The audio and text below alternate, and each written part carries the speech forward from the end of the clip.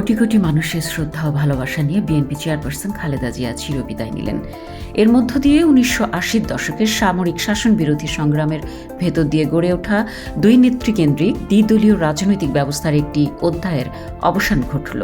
যদিও সেই ব্যবস্থা কার্যত ভেঙে পড়েছিল গত বছরের ৫ আগস্ট, যখন শিক্ষার্থী জনতার গণঅভ্যুত্থানের মুখে ক্ষমতাচ্যুত প্রধানমন্ত্রী শেখ হাসিনাকে প্রায় সপরিবারে দেশ ত্যাগ করতে হয়।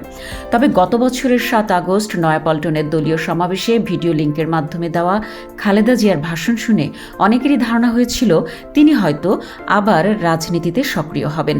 এমনকি চতুর্থবারের মতো দেশের প্রধানমন্ত্রীর আসনে ফেরার সম্ভাবনাও তখন আলোচনায় আসে। অভ্যুত্থানের পরবর্তী সময়ে বিগত সব দণ্ড ও মামলা থেকে মুক্ত হয়ে তিনি বিদেশে চিকিৎসা নেন, অনেকটাই সুস্থ হয়ে দেশে ফেরেন। কিন্তু হঠাৎ করেই ২৩ নভেম্বর নানা সংক্রমণ নিয়ে আবার ভর্তি হন এভার কেয়ার হাসপাতালে। এ দফায় তার আর ফেরা হলো না। মঙ্গলবার ভোরে তিনি চলে গেলেন অনন্তর ডাকে। গৃহবধূ হয়েও খালেদা জিয়া কিভাবে বাংলাদেশের ঝঞ্ঝামুখর রাজনীতিতে নিজের জায়গা করে নিলেন, এই কাহিনী আজ আর কারো অজানা নয়। তবে ৩ বার প্রধানমন্ত্রী হয়েও কিভাবে তিনি বিপুল জনপ্রিয়তা ধরে রাখতে পেরেছিলেন তা নিয়ে কৌতূহল থাকাই স্বাভাবিক। এই দেশে ক্ষমতাসীনদের জনপ্রিয়তা সাধারণত কচু পাতার পানির মতো ক্ষণস্থায়ী হয়, কিন্তু নেতা হিসেবে খালেদা জিয়া সম্ভবত কখনোই জনপ্রিয়তা হারাননি। দল নানা সময় বিপর্যয়ের মুখে পড়লেও তিনি জীবনে ৫টি সংসদ নির্বাচনে মোট ২৩টি আসনে প্রতিদ্বন্দ্বিতা করে ২৩টিতেই জয়ী হয়েছেন। এমনকি ২০০৮ সালে অনুষ্ঠিত সর্বশেষ গ্রহণযোগ্য নির্বাচনে যখন তার দল আগের সংসদের ২/৩ আসন হারিয়ে নেমে আসে মাত্র ২৯টিতে, খালেদা জিয়া ৩টি আসনে দাঁড়িয়ে ৩টিতেই বিজয়ী হন। খালেদা জিয়ার রাজনৈতিক জীবনের স্বর্ণসময় ছিল এরশাদ বিরোধী আন্দোলন। তখনই রাজনীতিতে তার উত্থান ঘটে, তখনই তার অবস্থান দৃঢ় হয়। ১৯৮৬ সালের বিতর্কিত নির্বাচন পরবর্তী সময়ের কথা উল্লেখ করা যায়। সেই সময় বিশ্ববিদ্যালয় ও কলেজের তরুণদের মধ্যে খালেদা জিয়ার জনপ্রিয়তা দ্রুত বাড়তে থাকে। কোনো আদর্শিক বা দার্শনিক বিশ্লেষণ ছাড়াই তাকে তখন বলা হতো আপসহীন নেত্রী।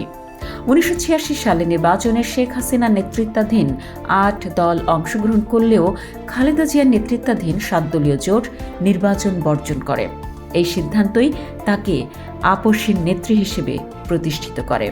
এমন নয় যে তৎকালীন সামরিক শাসন বিরোধী আন্দোলনে ছাত্রদলের ভূমিকা অন্যদের তুলনায় বেশি ছিল। জাসদ ছাত্রলীগও ছিল সমানতালে লড়াকু। সমাজতান্ত্রিক ছাত্রফ্রন্ট সহ অন্যান্য বাম ছাত্র সংগঠনও জানবাজি রেখে আন্দোলনে যুক্ত ছিল। জাসদ, বাসদ, ওয়াকার্স পার্টি ও সমাজবাদী দল নিয়ে গঠিত ৫ দলীয় বাম জোট ৮ দল ও ৭ দলের সঙ্গে যুগপৎ আন্দোলনে যুক্ত ছিল। ১৯৮৬ সালের নির্বাচনে অংশগ্রহণ নিয়ে বিরোধের জেরে ছাত্রদল, জাসদ ও অন্যান্য বাম সংগঠন মিলে ছাত্রলীগ ও ছাত্র ইউনিয়নকে ক্যাম্পাস থেকে বের করে দেয়। কিন্তু খুব দ্রুতই বোঝা যায় তাদের ছাড়া আন্দোলন আর চাঙ্গা হচ্ছে না। পরে ছাত্রদলের সম্মতিতে বাম ছাত্রনেতারা ছাত্রলীগ ও ছাত্র ইউনিয়নের নেতৃত্বকে ক্যাম্পাসে ফিরিয়ে আনেন। জাতীয় পর্যায়েও ৩ জোট আবার সমন্বিতভাবে মাঠে নামে। এরই ফল ১৯৮৭ সালের ১০ নভেম্বর সচিবালয় ঘেরাও কর্মসূচিতে শ্রমিক নূর হোসেন বুকে ও পিঠে লিখে নেন, স্বৈরাচার নিপাত যাক, গণতন্ত্র মুক্তি পাক। সেই লেখা নিয়েই তিনি শহীদ হন। খালেদা জিয়া পরবর্তী সময়েও নিজের আপসহীন মনোভাব বারবার প্রমাণ করেছেন, বিশেষ করে গত সরকারের আমলে। ২০২৪ সালে নির্বাচনে অংশগ্রহণের বিনিময়ে তাকে বিদেশে চিকিৎসার প্রস্তাব দেওয়া হয়েছিল, তিনি তা প্রত্যাখ্যান করেন। ১৯৮৪ সালে বিএনপি চেয়ারপারসনের দায়িত্ব নেওয়ার পর দল ও আন্দোলন নিয়ে তার দৃঢ়তা ছিল সবচেয়ে স্পষ্ট। বিএনপি গঠিত হয়েছিল বিভিন্ন দল ছুট নেতাদের নিয়ে। যেসব নেতাকে খালেদা জিয়া শীর্ষ পর্যায়ে পেয়েছিলেন তাদের বড় একটি অংশ পরবর্তীতে এরশাদের সঙ্গে হাত মিলিয়েছিলেন। এমনকি দলের মহাসচিব কে এম ওবায়দুর রহমানও এরশাদের সঙ্গে যোগ দেওয়ার দল থেকে বহিষ্কৃত হন। অনেকেই ভেবেছিলেন এই গৃহবধূ তাদের কথা মতোই চলবেন, কিন্তু সময়ের সঙ্গে সঙ্গে তারা বুঝেছেন খালেদা জিয়া ভিন্ন ধাতুতে গড়া। ছাত্রদলের ক্ষেত্রেও একই চিত্র দেখা গেছে। যখন এরশাদ প্রীতি প্রকাশ পায়, খালেদা জিয়া পুরো গোষ্ঠীকে ছাত্রদল থেকে বহিষ্কার করেন। শেষ মুহূর্তে আমানুল্লাহ আমান ও খায়রুল কবির খোকনের মতো নেতাদের মনোনয়ন দেওয়া হয়। ভোটের দিন তাদেরই জয়লাভ ঘটে। এটি ছিল তৎকালীন তরুণ সমাজের খালেদা জিয়ার প্রতি আস্থার স্পষ্ট প্রতিফলন। এরশাদ বিরোধী আন্দোলনে নাগরিক সমাজের প্রত্যাশা ছিল দুই নেত্রী একসঙ্গে বসলে আন্দোলন দ্রুত সফল হবে। প্রয়াত সাংবাদিক ফয়েজ আহমেদের প্রচেষ্টায় এক পর্যায়ে তা সম্ভব হয়। 1988 সালের 24 জানুয়ারি চট্টগ্রামে শেখ হাসিনার সমাবেশে গুলিতে 24 জন নিহত হন। এর প্রতিবাদে 3 জোট কেন্দ্রীয় শহীদ মিনারে যৌথ সমাবেশ ডাকে। সেখানে খালেদা জিয়া উপস্থিত হন এবং মিছিলে নেতৃত্ব দেন।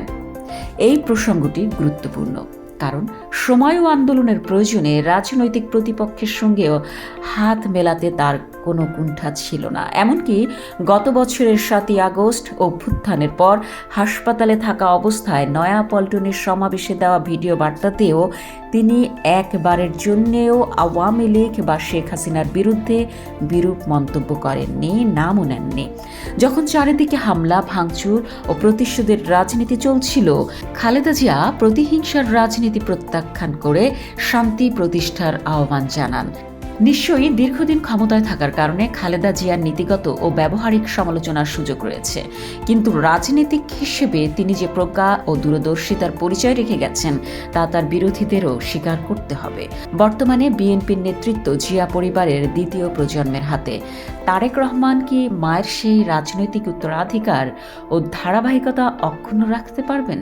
দীর্ঘ নির্বাসন শেষে দেশে ফিরে প্রথম বক্তৃতায় সবাইকে নিয়ে কাজ করে একটি নিরাপদ সমাজ করার যে প্রতিশ্রুতি তিনি দিয়েছেন তা বাস্তবায়ন করতে হলে তাকে মায়ের পদাঙ্ক অনুসরণ করেই এগুতে হবে।